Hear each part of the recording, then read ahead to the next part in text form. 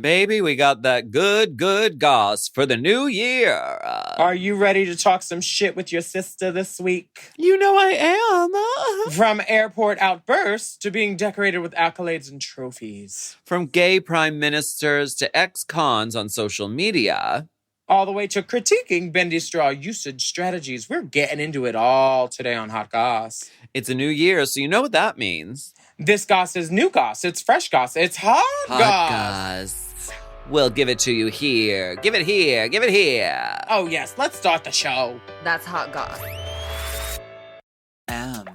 Oh. Mom.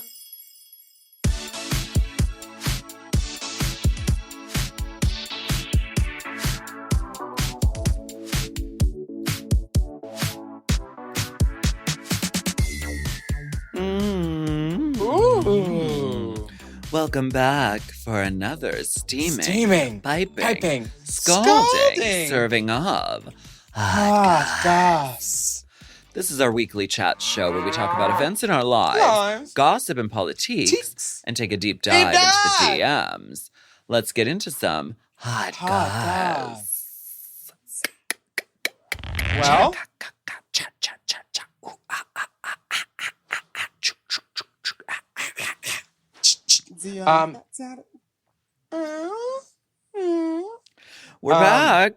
we're back. And you know, the year has been wet so far. The grandfather clock is soaked. The mother clock is soaked.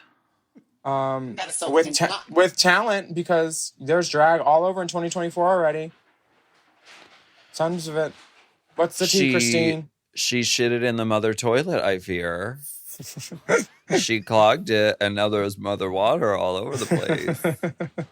She hijacked the mother plane and drove it straight into the cunt trade centers on September 11th. Have you seen this trend? No. Are you mothering? No, it's a trend of like how to say like mothering in the most like disgusting and obscene and like verbose kind of ways. Oh, okay. She did too much mother and overslayed. I don't so stupid. I don't know about that one. Anyway, what's going on? How was your holiday season? It was full. I got to perform in Titanic and do 9 shows a week for the holiday seasons mostly. And is then your heart full? It is. And so is my brain, because starting Friday, I flew down to Florida, did Wilton Manors on Friday night, which was really Saturday morning, 2:15 a.m. I went on. Oh yeah, nice early showtime there. Yeah, and as they say, oh, blah, blah, blah. Sometimes club managers do like a Wikipedia entry on the flyer of all this stuff, and you're just like, does that have to be on there? They're like, we do it for all the girls. But when they intro you and then they're like, oh, she's got 1 million followers, like, shut up, nobody cares. They're here to see a show. When they introduce you and they say, ladies and gentlemen, already the binary. But then then they say William. and then they look, and then as you're walking on stage, you see the 16-foot screen behind you that says William. And then you go change your name. You go on to enchant the crowd and sing in Spanish and English. She's the Duolingo doll. And then it's like around 3:30. You get back to the hotel. You're at the airport by 5:30. You're back in New York by 11 a.m. Then you do 2 Titanic shows. And then you go out that night to Balcone to see Kimmy Moore, because she's a diva and she's amazing.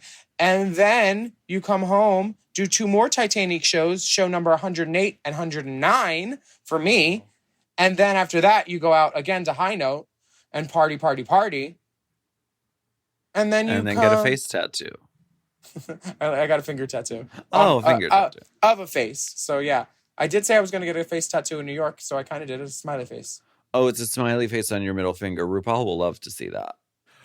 I got it. Next time you have a conversation with her. Actually, RuPaul and I are friends this year. Oh, new year, new you. New year, new Ru. Because I'm not changing. Hopefully she will, and she'll realize. that I'm an asset to anything you put me on, mama. So you're done with Titanic. Congratulations. Thank you so much. She's done. The last performance was great. You know the part where Celine throws the necklace at the end? The giant necklace? Yeah.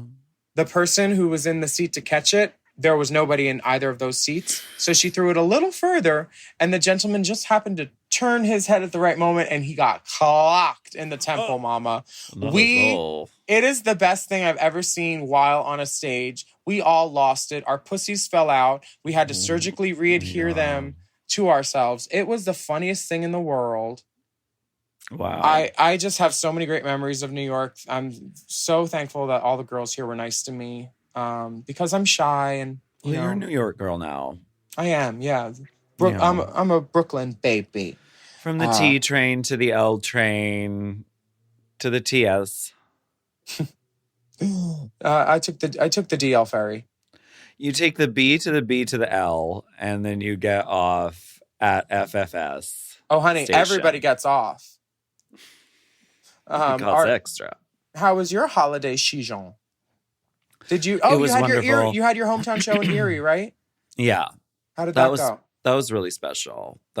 It was just like wonderful to get to do like a theater show that my grandma could come to and like sit down. And did she have any notes? No, she just loved it. She was just like she just couldn't stop raving about it. She just couldn't believe that, she couldn't believe her eyes. She loved it so much. I was so happy. Did you let her try on a wig? No, never done that. My wigs are really heavy. I don't think it would be good for her like skeleton. You don't want to get mama on drag? I already did that once. I already got my mom in drag. We won't talk about that. A little bit of a rough spot. Excuse me. I gave her the good wig. Well, she didn't win. Traveling around.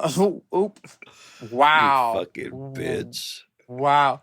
Why don't you go do drag? Let's see how you look. I've been asking. I mean, do it yourself. You know how travel around the holidays can get very tense and stressful. And there was an example of that everybody is obsessed with.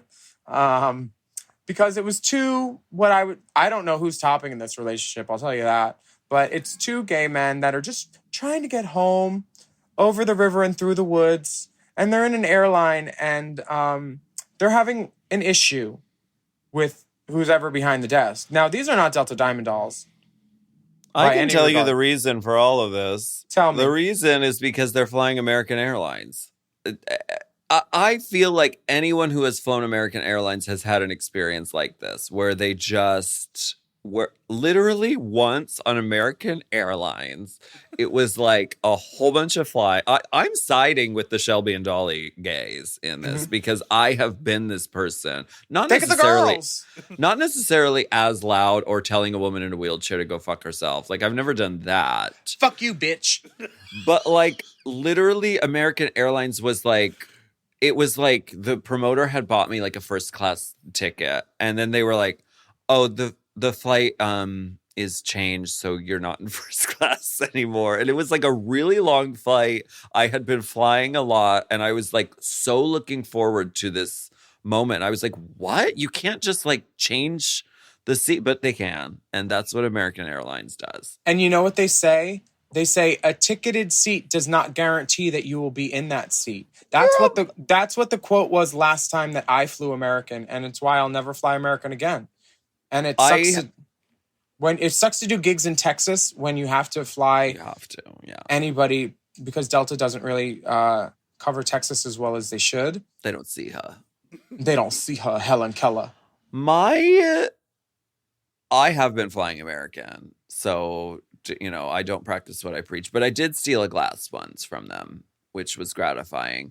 But I've been flying them because, especially on my Christmas tour, we did a lot of different airline flying because we wanted nonstop flights. So we didn't have to like do the connection game because we were going all over the place. So I have been flying American a lot, and actually the experience has been okay.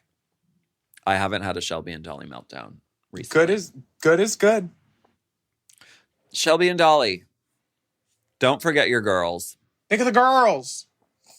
Some of the girls. We want to end this segment with a little rainbow spotlight. Mm-hmm. Deep friend of the pod, Boy Radio, has a hot new song called Himbo. Himbo. So why don't we take a listen with our legs akimbo? And we'll be taking a listen to Himbo. Mm-hmm. I'ma go dumb. I'ma go himbo. I'ma get super dumb. That what y'all into? Look at my thighs, how they jiggle. I'ma go himbo. Watch me, I'ma go dumb. I'ma go himbo. I'ma get super dumb. That what y'all into? Look at my thighs, how they jiggle. I'ma go himbo. Watch me, I'ma go dumb. I'ma go himbo. Isn't that what y'all into? I'ma wear like little daddy shorts, talk about sports like how them boys do. Yeah, I'ma take a pic cause my dick look cute like some of them boys do. Isn't that what them boys do? Yeah, I'ma do kicks on them, post flicks on them when I pump my tits on a bench press on them, count on them on a 1, 2, 3, 4 rep kind of flow. Wet from my jock in the back, I'm a dream, I'm a snack, I'm a king, I'm a beast, let's go. You love it when I talk like that, like he's on the track, on a beat like that, like that. Hold on to your nuts, we about to go dumb. I'ma go himbo. I'ma get super dumb. That what y'all into? Chime is changing the way people bank. They offer the most rewarding, fee-free banking, and it's built just for you. I don't want to interrupt here, but I want to chime in.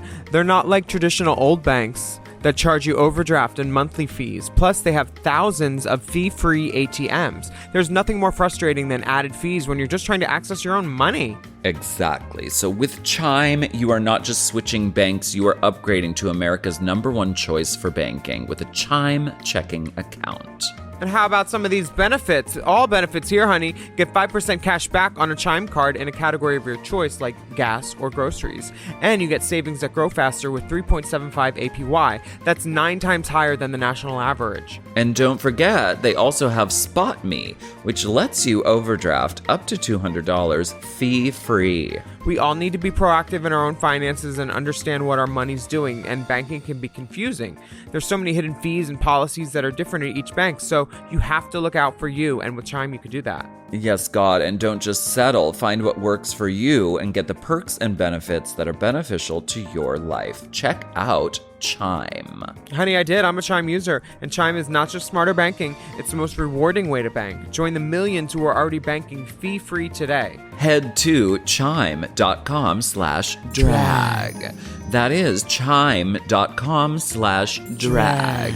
It only takes a few minutes to sign up. Chime is a fintech, not a bank. Banking services provided for MyPay and Chime Card provided by Chime Bank Partners. Optional products and services may have fees or charges. Stated annual percentage yield and cashback for Chime Prime only. No minimum balance required. Checking account ranking based on a J.D. Power survey published October 20th, 2025. For more information on APY rates, MyPay, SpotMe, and travel perks, go to chime.com/disclosures. This podcast is brought to you by Squarespace. Squarespace is the all-in-one website platform designed to help you stand out and succeed online, whether you're just starting out or scaling your business. Everybody needs a website. Otherwise, you're just out there making your business happen with what? Word of mouth? No, ma'am. If you've got a passion project that you're starting, if you want to start making drag watches that are purely ornamental, made for the sole purpose of a queen touching her wrist during lip sync when the song lyrics say, time. That idea is brilliant and needs a website. This is why you need Squarespace, because Squarespace gives you everything you need to claim your domain. Showcase your offerings with a professional website, then you can grow your brand and get paid all in one place. Plus, they have integrated SEO tools, which means search engine optimization, I think, so you can show up more often on search engines. And their Blueprint AI design tool, which can get a fully custom website built in just a few steps if you want to do the whole AI thing. Plus, you can connect your socials, set up easy ways for your customers to buy your products, and even schedule appointments with you. It's all right there on Squarespace.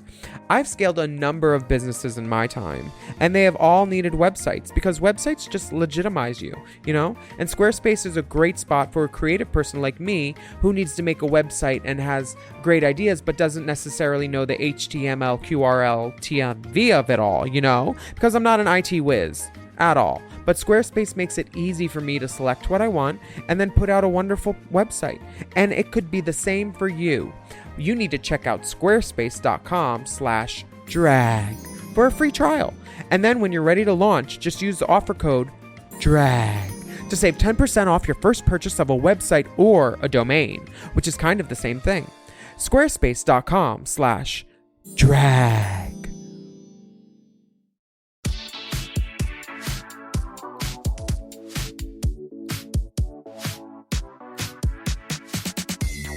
We are back.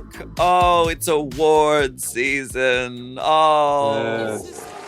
Remember that year when we all said the Golden Globes was terrible, and now the Golden Globes are back and we like them again. Yeah, it's perplexing that they It's all publicity, darling, and it's bad publicity. You won't be using my good name. I'll sue the fool. well, it's not surprising that RuPaul's Drag Race won for the Emmys for Outstanding Host, but what most people will also not be shocked with is it won for Outstanding Editing for a structured reality or competition program. And that's a little bit of a surprise to me because is it structured? Because the judges kind of like judge. It's not like it's a fair game where it's a competition, an actual competition, like that a winner can be ruled upon unanimously by everybody based on performance. You know what I mean? I didn't know there was editing on Drag Race. Yeah, and the editors are Jamie Martin, Paul Cross, Ryan Malik, and Michael Roja. So There's I'd like editing? I'd like to congratulate. There's a whole department, a slew. I didn't know that. Not a slew foot, a slew of editors just were awarded their Emmys. Four men, none of whom do drag. And they also won production design for a variety, reality, or competition series. Gianna Costa and Allison Spain were the production designer and art director who were awarded for that. So this is 3 Emmys for the show. Oh, wait, I'm sorry. One for production design last year, not this year. But they were nominated. I also want to say a congratulations to We're Here, who won for costume design and hair and makeup. Marco, yeah. Yes. Emiana, Dupree. Domino, the Wigs and Grace girls. So fierce, bitch. And a display of finery throughout the kingdom for the girls. Davina Joy Randolph won a Golden Globe. Emma Snatch Stone. Those fucking trophies, ladies. That's fucking major. It really is. Variety said RuPaul, the host of RuPaul's Drag Race, has won the Emmy for Outstanding Host for a Reality Competition Program and continues to reign as the most awarded host in Emmy's history. This marks the 8th consecutive win for RuPaul, who also holds the record for most wins by a person of color. Honey, it's her moment. We live. Who's going to do it better? Who? Nobody so far. That photo choice in Variety magazine. You were so fired up about this. Variety decided to use a picture of RuPaul from the main stage from season 3 as their promo picture to talk about her 8th consecutive win. Who makes that choice? I don't know. There is a baboon with oven mitts on who is in charge of choosing the Wikipedia picture and the picture to go with any article anywhere ever. No publication is safe. They never pick the right picture. It's always wrong. You know what ain't wrong? RuPaul's face and head. I don't know. I've never had the experience of meeting all of those. But Miss Gypsy Rose Blanchard is out of prison, and I'm sure she will be on Drag Race as a judge very soon. Do we think? I think that's her car right now. Oh, girl, come on. If they can get a pop culture icon that has nothing to do with drag, of course they'll do it. I recently rewatched the documentary about her story. I've never seen any of it. So what happened? She killed her mom?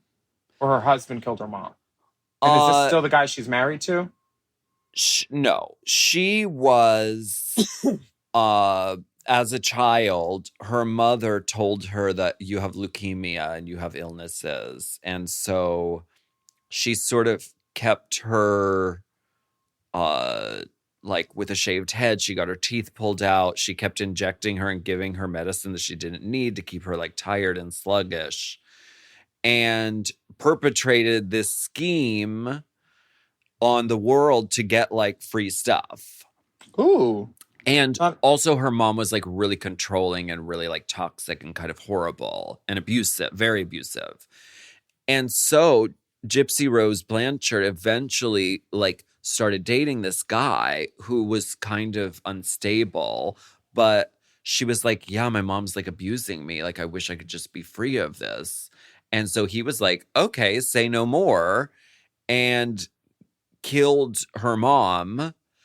And so they both went to jail, but he's, I think, going to be in jail probably his whole life. But she got out after like 8 years. She got out and she got a publicist, it looks like, because she's making the rounds. She's all over. She's on The View.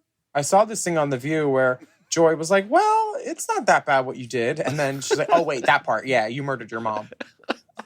Joy was slipping a little bit, but they were talking. Somebody was ragging on her man on the internet, and she wrote back, the D is fire.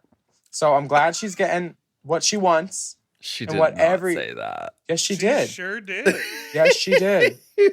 And then he commented underneath it, come and get it, baby, whenever you're ready. Like he was in the other room and they were just like playing on Instagram. Oh my God.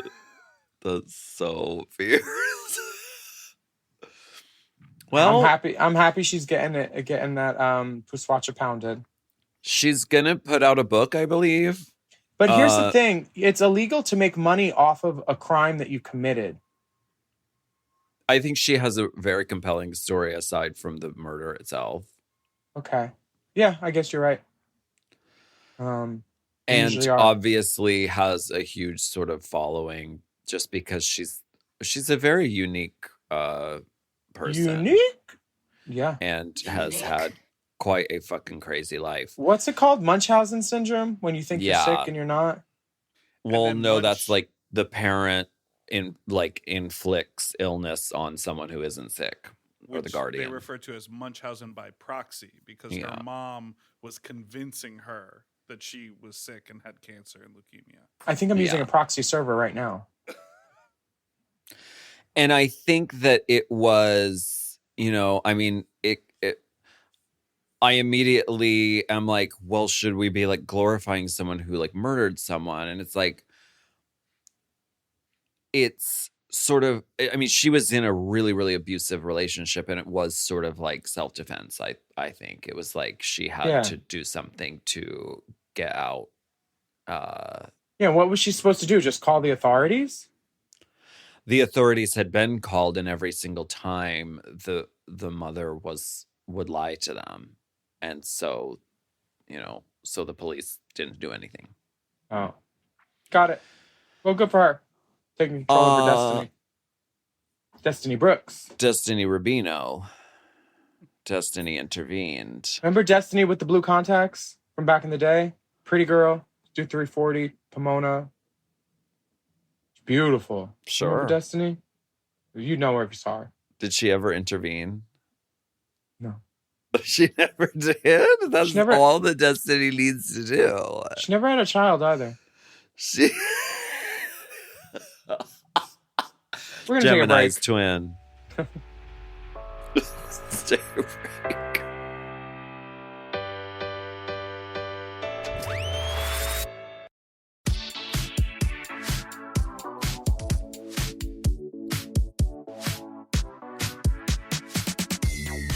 She sued the fool. She sued the fool. She will sue the fool. Good. I love litigation, and anytime you can wear a hat and a power suit. And you know what? I think it's about time, based on your previous record, I think it's about time that you get a little taste of something else. Okay. Litigation Lopez. Honestly, if someone attacked me like that on Iconic Justice, I'd be fighting back. Will you tell Alaska about that? So on this judge was presented with someone who wanted parole or a more lenient sentence for something that he'd done. He has had breaking and entering. He's had assault. He's had robbery. He's had a slew of charges, more than 10. And he was saying he did not mean to do bad, and he's off drugs now, and he's doing better. And when she said, I think it's time that you get a taste of something else, meaning not leniency and jail time, this man, he Superman these hoes. He cleared the desk. He jumped up from behind, cleared her what's it called? A pundit, a podium, and grabbed her by the hair and started beating on. Yes. Yep, and started beating on her for a good 10, 15 seconds. Meanwhile, the bailiff, all these other people were useless until some other court person was able to get him off of her. But like, it was shocking that he literally soldier boyed right over the desk and got this woman and made his feelings clear on what she was ruling. And since then, she's grievously injured, but not dead. But the judge made the defendant come back to her prison with a bag on his head, like to protect from spit and bodily fluids escaping, and a Hannibal Lecter mask. So she could rule and tell him what she was thinking again. Fuck. He is not going to see the outside of a prison for a long time. That's scary. Yeah, it really is. But you know what's scarier? The political climate in the world. So this is the moment where we say, Let's get political. I wanna get political. Let me see your politics. The news from Paris. Gabriel Attal was named Tuesday as France's youngest ever prime minister, as President Emmanuel Macron seeks a fresh start for the rest of his term amid growing political pressure from the far right. Attal is also France's first openly gay prime minister. So France has a president and a prime minister. Now, Attal, he's a former member of the Socialist Party. Which 34 years old. He's great at parties. He joined Macron's newly created political movement in 2016 and was a government spokesperson from 2020 to 2022, which is a job that made him well known to the French public. He was then named budget minister before appointed in July as education minister, one of the most prestigious positions in the French government because, the children are our future, teach them well, let them lead the way. He was outed in 2018 when he was named a junior minister during Macron's first mandate, which, I mean, if you're on a date with a man, that makes sense. If you're on a mandate, I mean... they're going to figure it out one way or another. His first move, following his appointment as education minister last year, was to ban the Muslim abaya dress in state schools, earning himself a popularity boost amongst many conservative voters, despite his hailing from the left. Why is he going to outlaw some kind of Muslim garments? There's a lot of anti-Muslim sentiment over there because people are racist, but also a lot of the old people that are in England and France and conservatives, they don't like the refugees from countries where they've been displaced coming in there because they say it increases bad things happening in their country. And I'm not sure of the validity of that, but it is racist. And this guy, Googling what Muslim abaya dress is. What's wrong with that? It's fucking clothes. Are you kidding? That is some racist ass shit. I don't care if you're gay and 34. I mean, just because you're gay doesn't mean you should have blind support of whatever candidates. Look at George Santos, Like, he's not doing anything good. Look at Aaron Schock. Like, none of them are doing anything good for us. So it is, it just shows that, like, gay people can be trash too. Yes, and I think it can be a ploy that can be used by, conservatives or whatever, because they're like, well, gay people rally around their community. So, like, we'll sneak someone gay in there, but who is completely whack in their fucking, political beliefs, just so we can get them in office. Yeah, don't do it. An office that gets redecorated like Downton Abbey, in Aaron Schock's case, using taxpayer money. Literally. That faggot. Hate him. Anyway, no loads for him. Well, turning to more bad news in the Middle East from CNN, there's been, I saw a meme that 1 in every 100 people in Gaza has been killed, but 1 in every 10 journalists in Gaza has been killed. So, Oh my God. now is not the time to be a journalist in the Middle East if you're over there on the ground, because it's dangerous.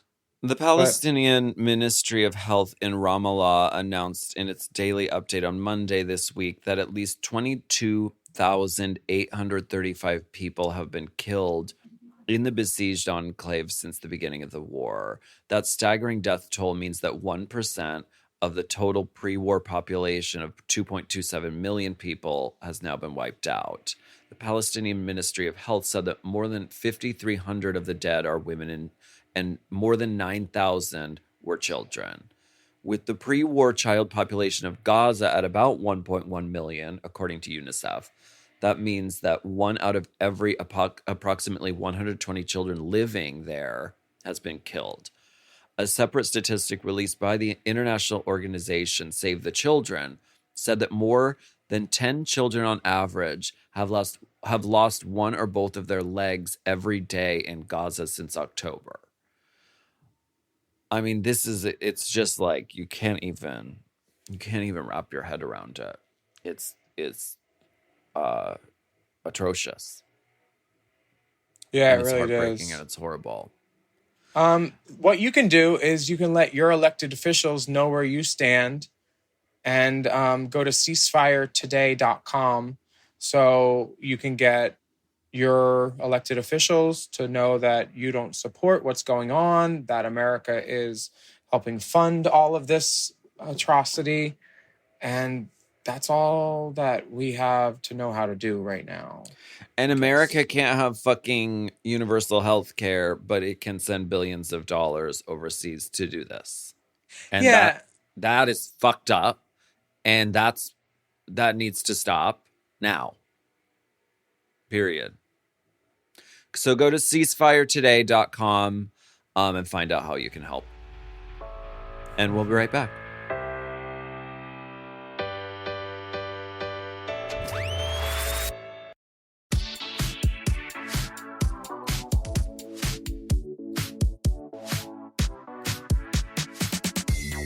Boo, girl. Bloop, bloop, The stalagmites are dripping. bloop, bloop.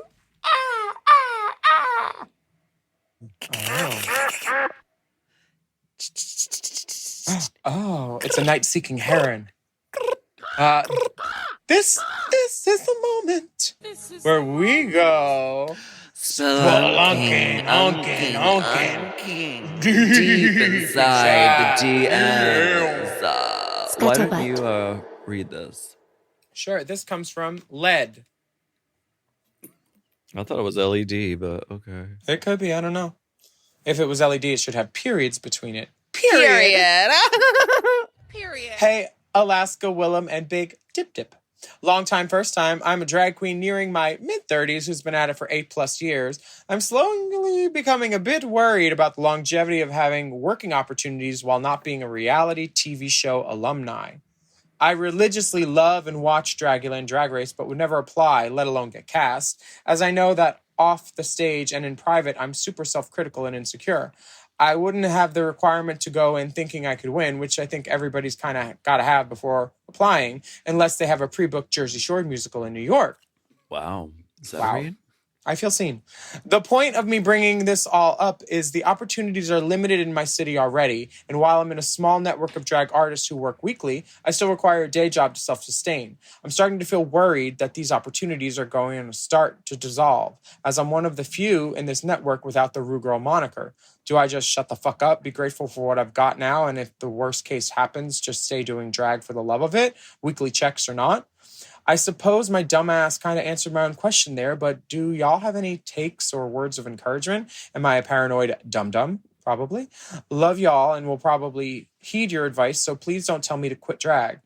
Attached are some recent trick pics for priority boarding and a photo from when I met Willam at Chromatica last year. She got into the photo before I even finished asking her for it.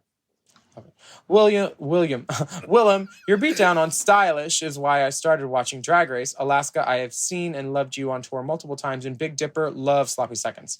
Love y'all so much. Goodbye. Not to confuse Mom Properties. Oh, so that was The Wicked. goodbye. Sorry about that. From Lengthy Email Diva. And that's not all that's lengthy. Because these pictures, baby... Oh my God. You know what? Okay. We might have a position at Mom for him. Listen. Is it top? Not for me personally. The dick is long. I thought we could use this as like an antenna to get better reception. It points straight downward. I love that in the first picture, he's like cupping his dick and covering it, like, oh, I'm being shy. Just and a then, little handful. Then the second and third picture are just like, whoop. It's pointing downward and almost makes it to the knees. I'll just say that. And your hair's really nice. I like. Oh my God! And he's uncut. Oh, I like this blonde hair. Your hair's really nice. But here's the thing: shaved pubes with no razor burn. How do you do that? That, honey, miracles never cease. Here's the thing: live and breathe and walk and talk and dick and miracle. I was listening to your email and it sounds like a lot of like excuses. It's like, oh, like everyone has been on Drag Race except me. And oh, I'm too old. And oh, I live in a small town where there's no opportunities. It's like, if doing drag, I feel like Michelle Visage talking to Shangela, is doing drag what you really want to be doing? If you want to do drag, then you will do it. Like there are no opportunities that are handed out, just because you're symmetrical and have a huge dick. There are no opportunities that are guaranteed to you. You also undercut your own opportunities by not auditioning for Drag Race. So you're saying in the same sentence, I feel really, I feel like I'm at a disadvantage because I'm not on Drag Race, but I'm never going to audition for Drag Race and have never tried to be on Drag Race. So, like, I don't understand. It sounds like a lot of, like, excuses and, like, so, like, if you don't want to do drag, like, then don't do it. And if you do want to do it, then you will do it. I think he's recognizing that he wouldn't be a good or the best version of himself if he were to do it because he is very insecure and has anxiety or whatever. They're great at drag. I remember meeting them at Chromatica, and I see a picture of us here where we look beautiful. Yeah, she looks cool in drag. There are drag queens who have come to prominence or who have raised their notoriety and been able to get bookings elsewhere without doing Drag Race. Some of the best. It requires a pop culture moment, like a hit song, or like Bussy Queen, the one who's like busy, who's like, I'm a busy drag queen from Vancouver. Like everybody knows who they are. I feel like in the drag world. I wish I could give you better advice. I just say, if you're good at doing what you're doing and you're still getting booked, be happy and everything. But if you don't want to go to the next echelon or try to get there, you don't have to. But you should recognize that other people, even though you're good, other people will surpass you that may not have surpassed you if it weren't for Drag Race. Like Girls on Drag Race, you're going to get at least one booking from almost every club that you want to get if your price is right. And then it's up to you to be good at that booking so you get another one. Because it's just, some clubs want to have every girl through at least once, even if they aren't talented. They're just being on TV is enough sometimes. But like getting the next booking, that's when you actually have to be good or have people want to meet you again.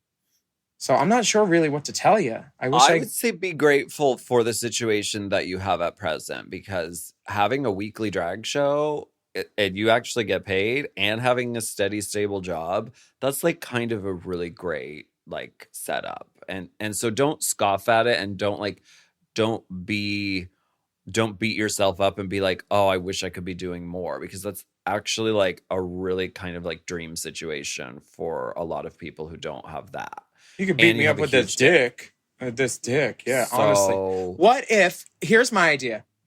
What if you got that giant penis in drag and had that as a mini version of your drag, and then you did like a puppet show with the dick, and then you had like a whole conversation with the dick about like, I don't know if we're good enough.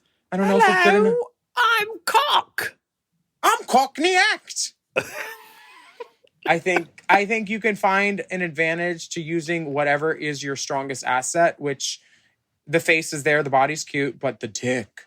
Use what is unique to you to succeed and help your drag somehow.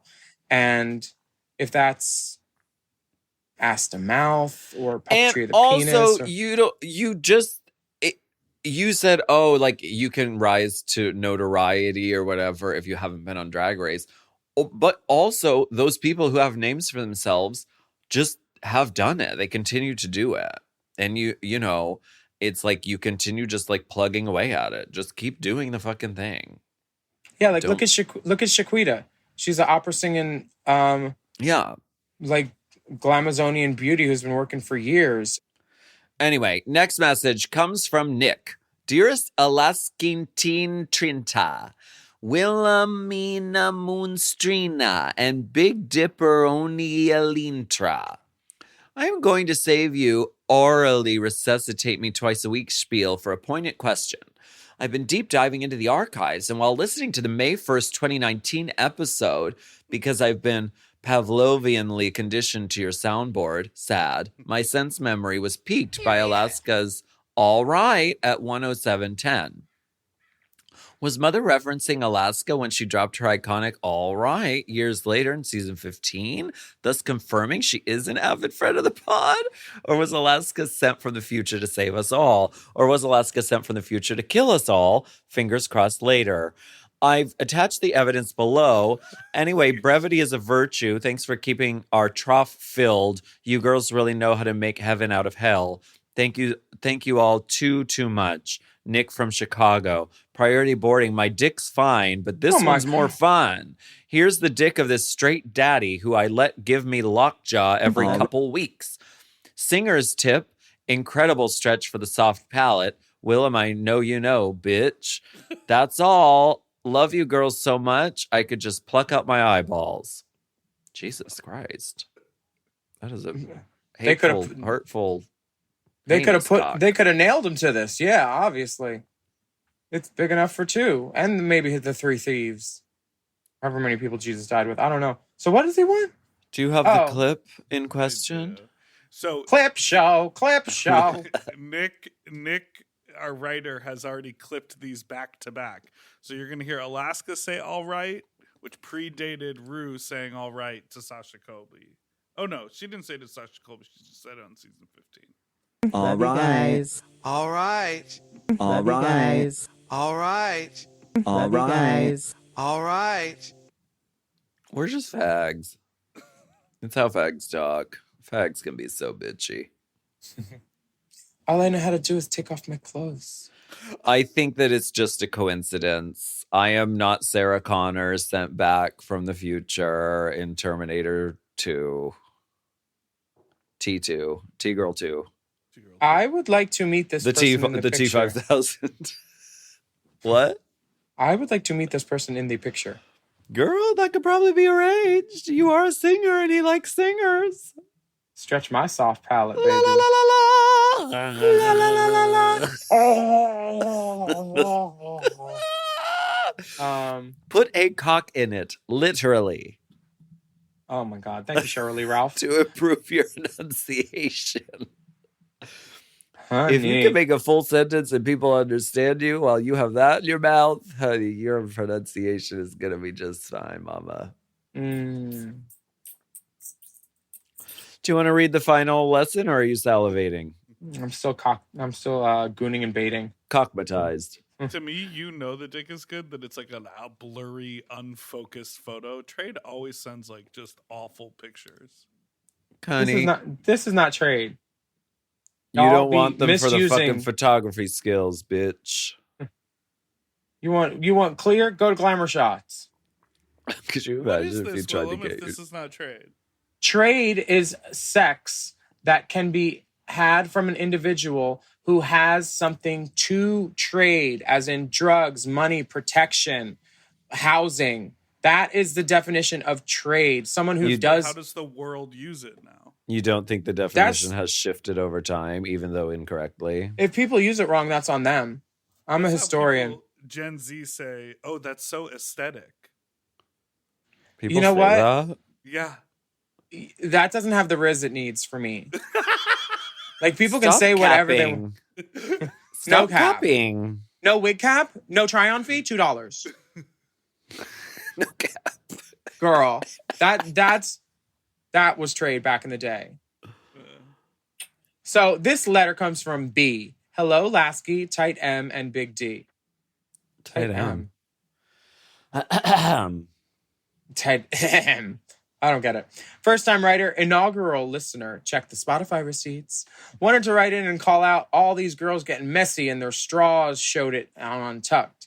As a native Floridian and longtime drinker, a girl who knows how to twirl a bendy straw goes a long way. Our heel clanking queen from Vegas knows what's up. Miss Mirage was the only girl to twirl the straw in an appealing manner. Michelle called her performance messy, but she's the only one that paid attention to the details that matter. Should straw flexibility be accounted into the ratings, or are the messy straw girls teaming up on my queen? No nudes, as I'm in a committed relationship, but here are some straw pics to show you my passion for straw aesthetic. That's aesthetic. No turtles were harmed in the making of this excellence. Best B from Florida. What the fuck? Why would you do that to a straw? I'm not sure what straw action they're talking about in Untucked. I'll pull up a video here. I recall one of the girls saying, "I can't finish that," to the House of Love cocktail. Amanda. Well, you know why. You know why? Because the drink is disgusting. Mm-hmm. That being said, if they would love to advertise on our podcast, I would love to do a tasting. Mm-hmm. And I would and I might come around. I would gladly butt chug all. Maybe I should do that. I should butt chug House of Love as a taste test. New content. Content. And I'll mouth chug it. Atta girl. So I don't mind drinking things that taste bad if they make me drunk. You can see in the back here, Mirage's bendy straw has a tight curl on it. Is that so it doesn't get lost in the cup, or so you can find it easily? Well, look how hard it is to sort of get at. I think it's bendy. I think it's just an improper use of a bendy straw that's that long. I think it's meant to be curled over onto itself. And also, I've never taken umbrage with Michelle Visage's judging critiques on Drag Race, but I did. She called Amanda messy, and for me, no, she called Mirage messy. Oh, yeah, and for me, that performance wasn't messy. And if Michelle wants to see messy, she can look at her looks from some of the previous seasons, because she didn't exactly have it together and TV ready either. We should have talked about this on Race Jason, but who cares? Here's a bonus. She was ready for radio, mama. Michelle said if you would have done that performance twice, they would have been different each time. And I'm sort of like... And? It would have been spectacular both times, but... Barbara Streisand never sings the song the same twice. Like often artists feel in the moment and things do change. I don't think that makes her messy, especially since that performance is probably the most memorable and memeable from the entire talent show. And listen, I saw Michelle Visage sing "Am I Losing My Mind" from Follies on Bots. And once you've seen that once, you don't need to see it twice. So, like, if don't come for the voice. She sounds lovely. No, I can, because it wasn't entertaining. I'm not coming for the voice. Just because you can hit the notes doesn't mean you should, or that anybody would want to hear it. She doesn't like me. I don't like her, and I'm allowed to say facts. Nobody wants to hear a woman do a ballad at a drag show as the second to last number. That's not true. Okay, so if a lot of people loved it. Okay, so if we ask our listeners, what would you rather see before the last number of a drag show? Would you rather see a high energy drag queen? I would pay to see Michelle Visage sing a song at the end of a fucking drag show. I would. And well, was she using a British accent too? Because you'd have to pay extra for that. I would. No, you'd have to pay extra to me to tolerate that because her accent was horrible on that Jamie show. Terrible. And they tried to let her be. Yeah, girl. Everybody's talking about you, Jamie. Michelle is a judge on a show who gives her opinion, which is a Simon Cowell dissenting opinion at times, and I don't always agree with it. And I'm allowed to say it. I do love a scent bird. Okay. Thank you so much for listening to this very special New Year edition of Hot Goss. Thank you. And remember, please take a moment to rate and review our show on your podcast apps. This has been RuPaul's Best Friend Race. And to sign up for Mom Plus and Mom Plus Gold, visit mompodcasts.plus. And shout out to all of our Mom Plus Gold subscribers who are listening to this episode ad-free behind the Good Pussy paywall. And a bunch of you joined over the holiday break, and we're excited to share all of our new fun 2024 content with you this month. Follow us on Instagram at Willam, at The Only Alaska 5000, at Race Chaser Prod, at Mom Podcasts. Stay safe out there, everyone, except if you're raw dogging. And we'll be back next week with another steaming, piping, scalding, serving of Hot Goss. I say it what I say it.